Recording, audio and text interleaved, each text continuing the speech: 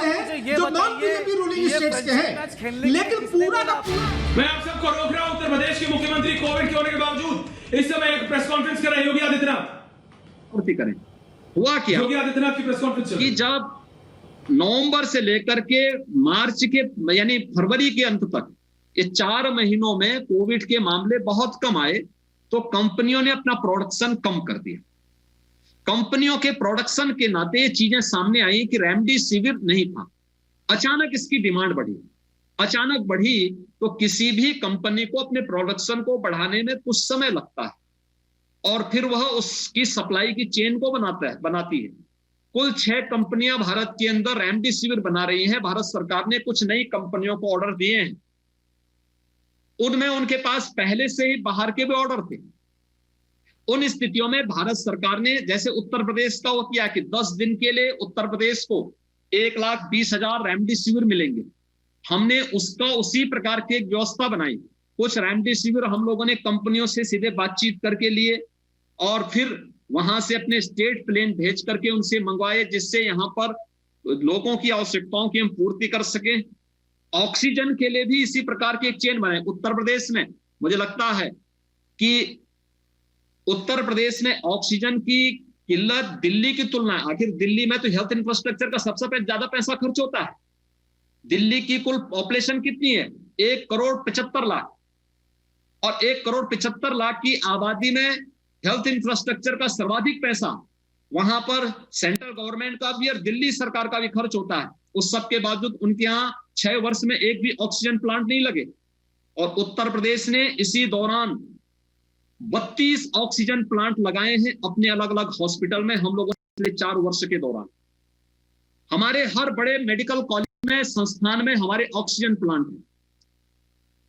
Oxygen plant जितने beds उनकी क्षमता है उतने की हमारे पास ऑक्सीजन की क्षमता है।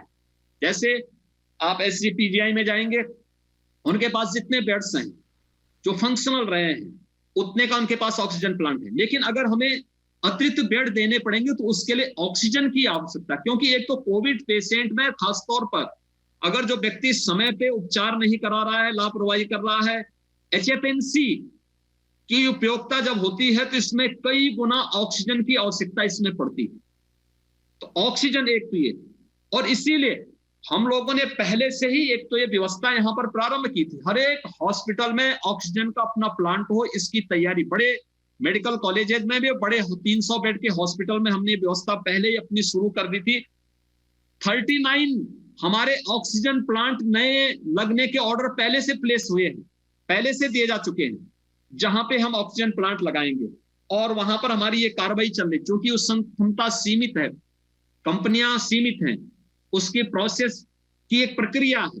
उस प्रक्रिया के तहत ये चीजें हम लोग पहले से कर रहे थे, इसलिए यूपी के अंदर उतनी क्राइसिस नहीं थी जितनी दिल्ली के अंदर है। क्योंकि दिल्ली में अगर ऑक्सीजन प्लांट पर पैसा खर्च किया गया होता और उसके लिए नियत पैसे को उस पर लगाया गया होता, ये चीजें वहां पर नहीं होती। लेकिन यूपी के अंदर हम लोग ने उसके लिए व्यवस्था पहले से की। दूसरा, भारत सरकार ने जो आवंटन किया है उस आवंटन के अनुसार त्वरित निर्णय लेते हुए टैंकर उपलब्ध करवाना।